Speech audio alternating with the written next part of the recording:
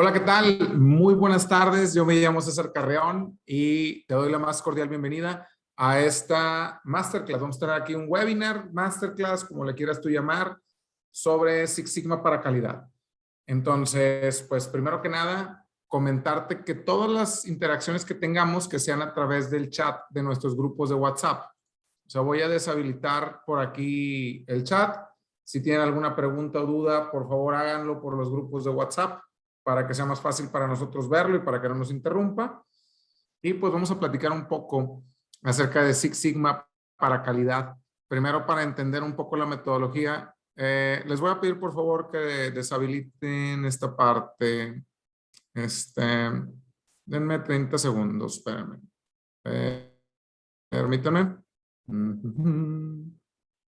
Déjenme nada más porque hay uno o dos que estaban entrando. Ya deshabilité esta parte. Aquí está. Ahora sí. Muy bien. Bueno, regresamos. Entonces vamos a platicar un poco de Six Sigma para calidad, en qué nos ayuda y cuál es la gracia de esta metodología. Primero es importante hacer la aclaración que Six Sigma tiene que utilizarse para optimizar la eficacia de un proceso. O sea, normalmente cuando hablamos de Six Sigma, hablamos que tiene que ser algo que tiene que ver con optimizar la eficacia de un proceso, entendiendo la eficacia como el grado de cumplimiento de un requisito. O sea, lo primero que tenemos que entender es que esto me va a servir a mí para poder optimizar la eficacia de un proceso, y la eficacia es qué tan bien o qué tan mal cumplo con algún requisito.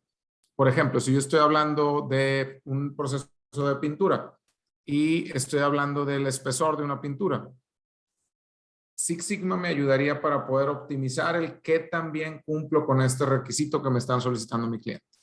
Por eso a veces se habla mucho de que primero empezamos a partir de la voz del cliente. O sea, vamos a entenderlo un poquito mejor y me voy a poner aquí a dibujar, que yo dibujo bien feo, pero pues aquí para entretenerme, ¿verdad? Un poco. Entonces decíamos que una de las cosas importantes es de dónde saco yo para hacer un proyecto de Six Sigma, y vamos a ir poniendo los conceptos fundamentales. Decíamos Six Sigma, optimizar eficacia. Eficacia. ¿Y eficacia qué era? El grado de cumplimiento de algo. De cumplimiento de algo. O sea, si no tengo especificación, no podría hacer un proyecto de Six Sigma como tal. Entonces tengo que tener una especificación. Por ejemplo, supongamos que me están pidiendo una parte de un proceso en el cual yo estoy realizando inyección de plástico y estoy midiendo el grosor de una pared. Yo pudiera hacer un proyecto de Six Sigma si, solo si, quiero trabajar con una sola especificación. Este punto es importante porque a veces creemos que un proyecto de Six Sigma me sirve para todo y en realidad no es así. Es decir, un proyecto de Six Sigma me sirve para ciertos elementos que tiene que ver con cumplimiento de una especificación. Por eso cuando hablábamos de Six Sigma para calidad, primero tenemos que entender qué es calidad. Y pues bueno, calidad lo podemos definir como el grado de cumplimiento de algo. Entonces, si yo quiero optimizar el grado de cumplimiento de algo, puedo utilizar el tema de Six Sigma. Importante, esta metodología debe de formar parte de un sistema. O sea, es decir, no puede ser que use Six Sigma para todo. Normalmente hablamos que Six Sigma tiene que ser enfocado al cumplimiento de una especificación. Y es una metodología complementaria a otras metodologías que son de las que te voy a hablar ahorita también. Por ejemplo, cuando es una solución conocida, nosotros utilizamos el tema de administración de proyectos a través de la metodología del PMI. Es decir, cuando es una solución conocida, que yo ya sé qué es lo que voy a hacer. También, si es un problema de proceso, es decir, Six Sigma no ve como tal el proceso, ve la salida del proceso.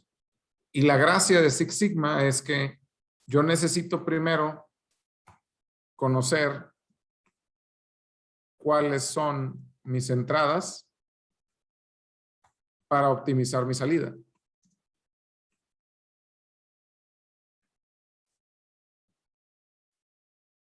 Ah, caray. Pero no puedo partir de querer conocer mis entradas, porque antes de conocer mis entradas tengo que hacer otras cosas. De hecho, esta etapa de conocer mis entradas para optimizar mi salida es la etapa de analizar. Pero yo no me puedo empezar directamente la etapa de analizar. Regresando al ejemplo en el cual yo quiero mejorar el cumplimiento de la especificación del espesor de una pared, de una de mis piezas de inyección de plástico. Yo no puedo irme directo a decir, no, es que es la velocidad del lucillo y es la temperatura de inyección y es la temperatura de enfriamiento y es la presión de cierre. No puedo empezar por ahí.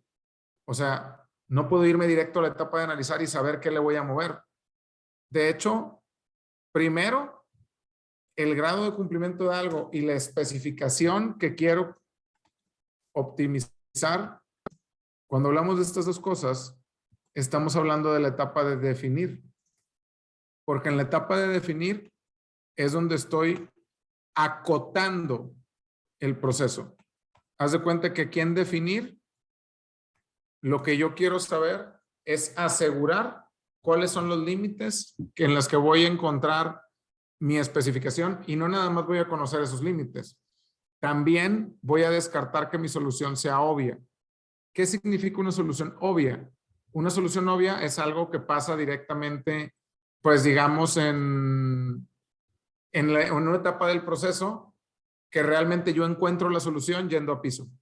Te voy a poner un ligero ejemplo para hablar de un proceso con una solución obvia. Permítame. A ver si ando por aquí. No, espérense.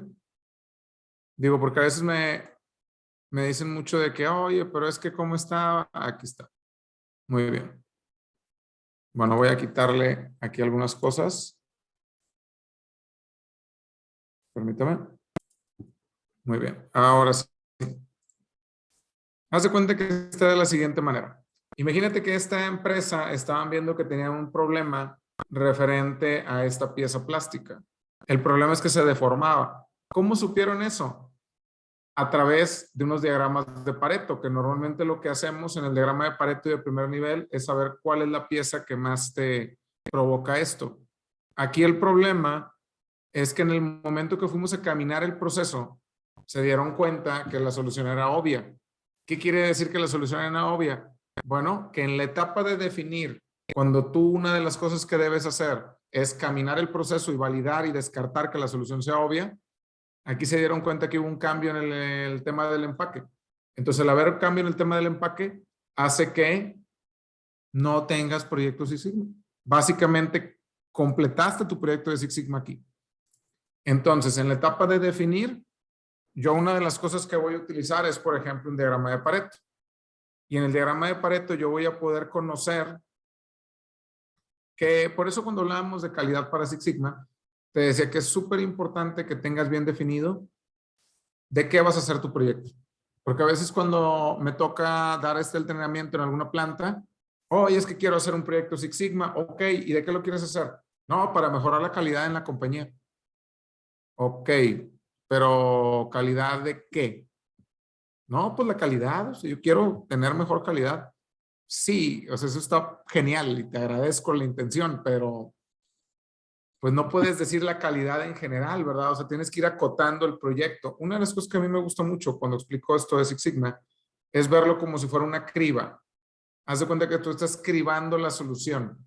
La etapa de definir me sirve para cribar una parte de la solución, pero ¿cómo sé por dónde empezar? O sea, si yo estoy en calidad, como ingeniero de calidad, ¿por dónde puedo empezar a hacer un proyecto de Six Sigma? Bueno, puedes hacer un diagrama de Pareto. A lo mejor si aquí me voy, y hago un diagrama de Pareto de defecto y conteo por costo, yo puedo decir, ¿sabes qué? Este de los errores en las puntadas es el que me genera más costo y que tiene aparte más incidencia. Entonces, si yo quisiera hacer un proyecto de Six Sigma, empezaba por el tema de las puntadas, en este ejemplo que es un tema de un telar. Ahora, lo siguiente que tengo que hacer es correr la metodología y empezar a ver la parte de definir. Y como te digo que es una criba, haz de cuenta que al definir una de las cosas que vas a hacer es caminar el proceso, descartar que la solución sea obvia y sacar los beneficios económicos, que es otra cosa. Haz de cuenta que aquí también vamos a determinar cuánto es que se va a ahorrar a partir de hacer esto. Otra herramienta que me puede servir a mí para hacer esto y también descartar que la solución sea obvia es una gráfica de series de tiempo, que a lo mejor nosotros ponemos mes y scrap y yo digo enero, 1500, febrero, 2400, marzo, 1800, abril, 2000, mayo, 2100 y junio, perdón, 4800. Haz de cuenta que tú llegas aquí y puedes hacer una gráfica de series de tiempo también para ver que el scrap por mes no haya sido un tema puntual. O sea, si nosotros nos vamos a análisis gráfico, nos vamos a una serie de tiempo y decimos que todos los datos de Y están en una columna, la de scrap por mes. Perdón, aquí me equivoqué. Aquí está. Y aquí ponemos los datos de scrap y nosotros podemos ver, oye, algo está muy raro. De hecho, si tú te fijas, hay un punto aquí de 4800 de scrap que no se parece en nada a lo que traía. A lo mejor hubo un tema puntual y por eso tuviste scrap. Nosotros esta gráfica de series de tiempo también nos sirve para cribar que no sea una solución obvia. A lo mejor en ese mes hubo un cambio de proveedor. Tienes que investigar. Una de las cosas que también hacemos siempre en esta parte es hacer un diagrama CIPOC, por un lado, y empezar a determinar cuáles son las entradas de mi proceso. Y cada que hacemos esto en el diagrama CIPOC, tenemos que validar que no haya habido algún cambio. O sea, yo hablo de los proveedores, a ver, hubo un cambio en los proveedores. Yo hablo de las entradas, a ver, hubo un cambio en la materia prima. Yo hablo del proceso, a ver, hubo un cambio en el estándar. Antes de hacer cualquier movimiento, estamos descartando que la solución sea obvia. Para eso es la etapa de definir. Incluso también el diagrama de carriles me sirve para saber cómo vamos avanzando en cada una de las etapas del proceso. Entonces, diagrama de Pareto, diagrama de carriles, diagrama CIPOC, gráfica de series de tiempo, son algunas de las herramientas que podemos utilizar en la etapa de definir para descartar que la solución sea obvia y ver la primer criba. Ya vimos que la solución no es obvia. Ya vimos que no es que haya sido un problema en el proceso, un problema en el estándar, un problema en la materia prima, un problema en la maquinaria. O sea, ya descartamos eso en la etapa de definir. Nos vamos a ir a la parte de medir, porque en la parte de medir, yo aquí tengo que empezar a validar qué tan bien o qué tan mal la gente mide. Quiero conocer la calidad de mis datos. Medir, quiero 3 etapas, quiero 3 cosas en la etapa de medir. La primera de ellas es validar la calidad de mis datos. Esa es la primera de ellas. ¿Qué quiere decir validar la calidad de mis datos? Bueno, tengo que hacer un gauge RIR, ya sea de atributos o de variables, depende del tipo de proyecto que esté realizando. Y también, en caso de que fueran variables, tengo que hacer un estudio de linealidad y sesgo. Ahí ya descarto que sea un error de medición. ¿Por qué? Porque ¿qué tal si resulta que pues mi operador Alfonso, David y Nancy, realmente estos operadores no miden igual? Entonces el problema es que como no miden igual, pues todas las piezas que Nancy pasaba realmente no eran piezas buenas. Por eso es importante siempre validar la calidad de mis datos antes de seguir. Sigo cribando el problema. Sigo cribando el problema. Yo como ingeniero de calidad pude hacer un gauge RIR de variables y un estudio de linealidad y sesgo. Que es importante hacer la aclaración. Aquí, en el estudio de gauge RIR de variables, veo la precisión. Valido la precisión. Y aquí, valido la exactitud de mi sistema de medición. Oye, ya me di cuenta que mis datos son confiables. La segunda parte es que mis datos, estoy hablando de un proyecto que tiene que ver con datos variables, algo que mides, ¿ok? La segunda parte de esto en medir es validar la estabilidad de mi proceso.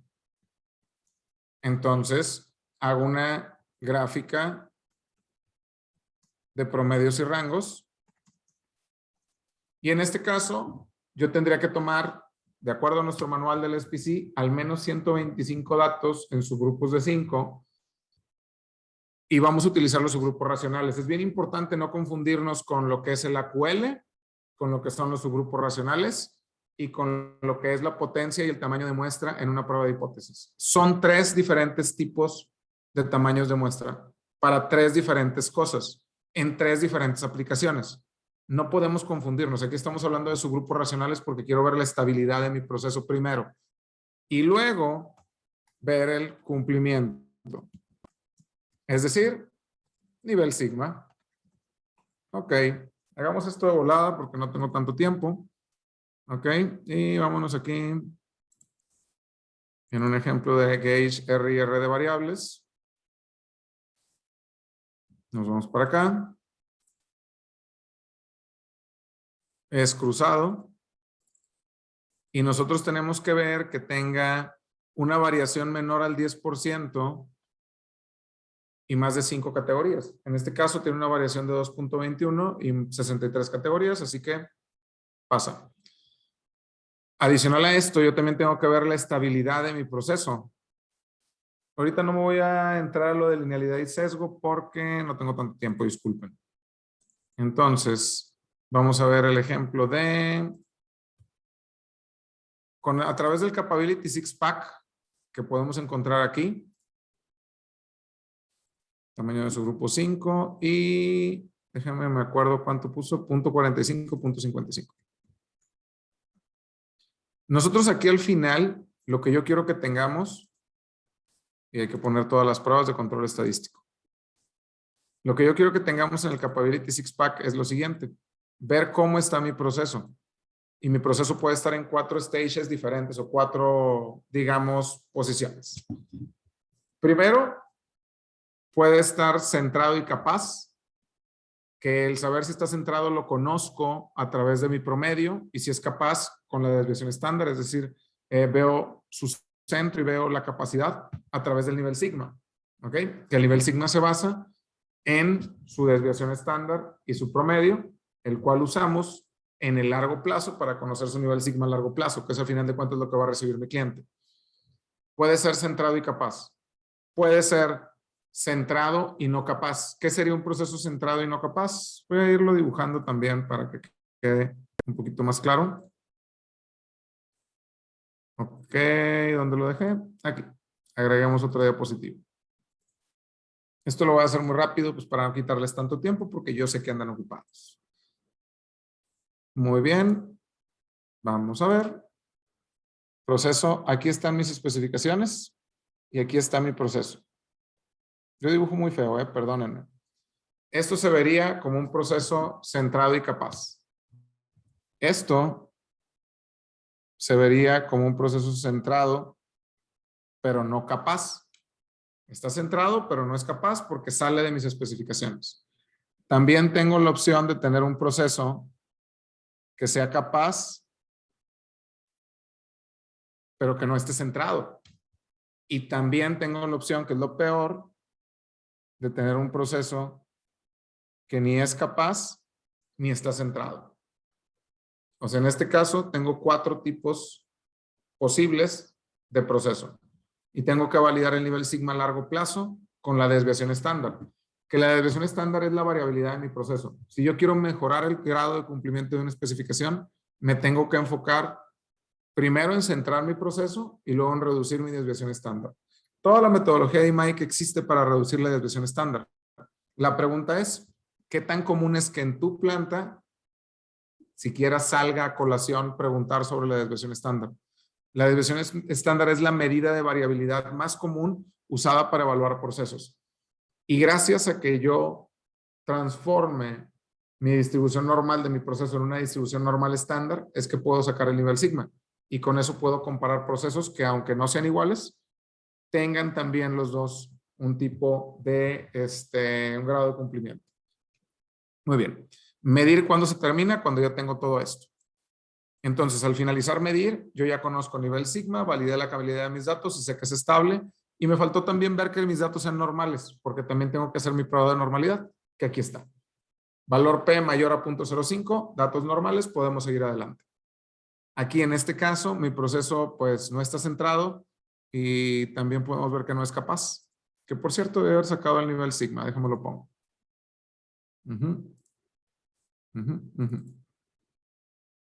Y aquí podemos ver el nivel sigma de 0.16. Una industria automotriz te pide 5 sigmas.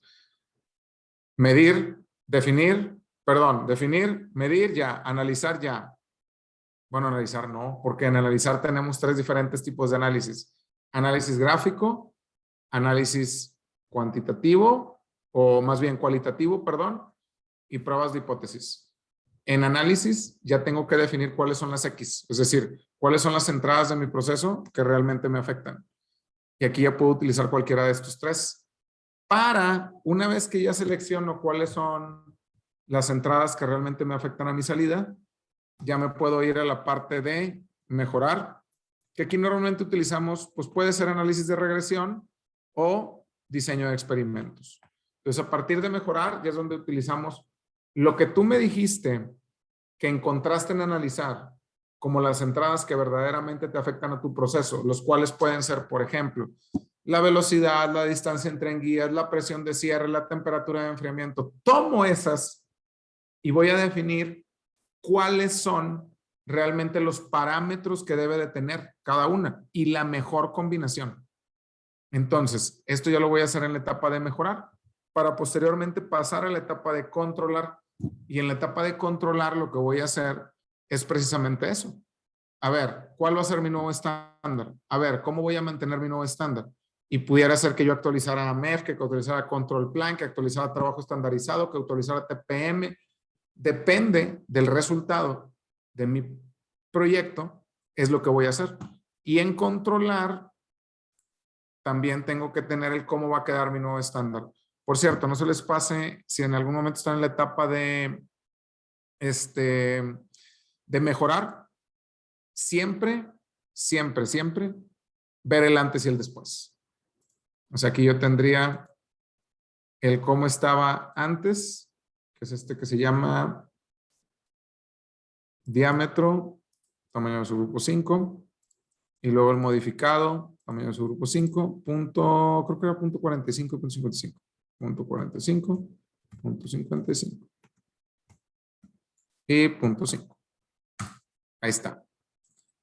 Siempre es importante tener la comparativa del antes y después, y siempre es importante tener la comparativa de los beneficios económicos. Asegurar que ya tenemos otro diagrama de Pareto donde ya no viene ese como primera prioridad. También un punto clave es que no se te olvide que todo lo que tiene que ver con Six Sigma para calidad es a través de un equipo de mejora.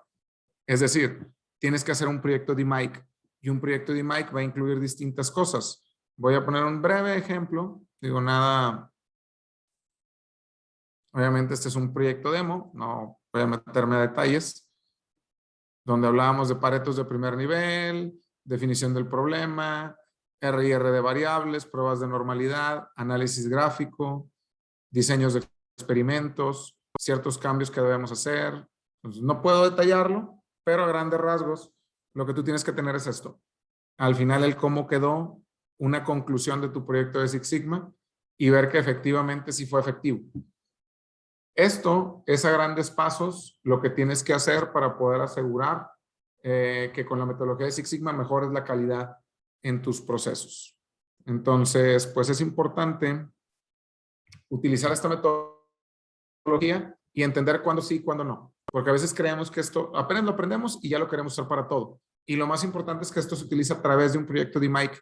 Y un proyecto de DMAIC tiene una metodología que trae armar un equipo de trabajo, empezar a llevar cada una de las etapas y ver cómo vamos a llevar esto a cabo de una manera sencilla, práctica, que sea útil y que puedas, principalmente tú lo que quieres es poder demostrar tu trabajo. Al final del día, lo más importante de esto, ahorita todavía no me voy, permíteme, lo más importante de esto es que te sirva para poder tomar mejores decisiones en tu trabajo y que te ayude precisamente para que puedas demostrar que estás trabajando. Incluso las herramientas de Six Sigma no necesariamente las vas a usar solo en un proyecto de Mike. Eso es un punto importante porque a veces creemos que nada más en esto lo podemos usar y no es cierto. Un error también típico es que nos queremos saltar de cosas. Entonces, pues es importante que no vayas a confundir al saltarte etapas de la metodología de Mike, ni tampoco al querer, digamos, hacerlo tú solo, ni tampoco al eliminar cada una de las soluciones obvias que tenemos, ¿ok? Esos son uno de los puntos importantes. Bueno, pues si tienen alguna pregunta, díganmelo aquí en los grupos de WhatsApp. Déjenme aquí sus preguntas en los grupos de WhatsApp. Y mientras, también me habían comentado algunas cosas, que ¿cuál es la diferencia entre Lean Manufacturing y Six Sigma?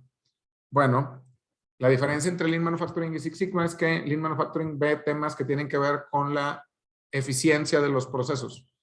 Y esto tiene que ver con la eficacia de los procesos. Son dos cosas completamente distintas. ¿Ok? Entonces, déjenme les digo que estoy en la masterclass porque me están preguntando sobre la masterclass. Y también me habían preguntado de que cuándo vamos a tener esta certificación. Nosotros vamos a tener esta certificación empezando este próximo sábado. Este próximo sábado tenemos una masterclass, perdón, tenemos una certificación sobre Greenbelt. Tenemos ya, creo que 4 lugares nos quedan. Vas a aprender todo lo que te traté de explicar ahorita, que te lo traté de condensar lo más que se puede. Y lo vamos a tener son 10 sesiones de 4 horas y media, sábados y domingos. Vas a hacer tareas, vas a entrar de hecho a través de nuestra plataforma de Academia Solma, porque vas a resolver ejercicios prácticos como algunos que te puse aquí. Son ejercicios reales de la industria. Vas a aprender directamente en el cómo puedes mejorar y cómo puedes hacer esto.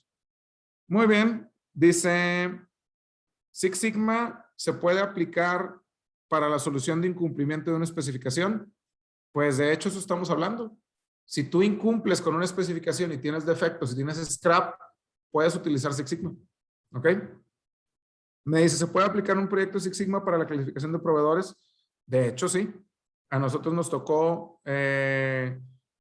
apoyar un ejemplo de un proyecto para clasificación de proveedores que a través del nivel de cumplimiento de Six Sigma de cada proveedor era como lo hacíamos. Entonces, en la plataforma de Academia Solma, vas a poder ver las sesiones grabadas desde tu celular, desde tu tablet, desde tu laptop. Vas a poder hacer ejercicios también con nosotros y vas a poder realizar tareas. Es importante. Ok, vamos a ver qué otra pregunta tenemos por acá.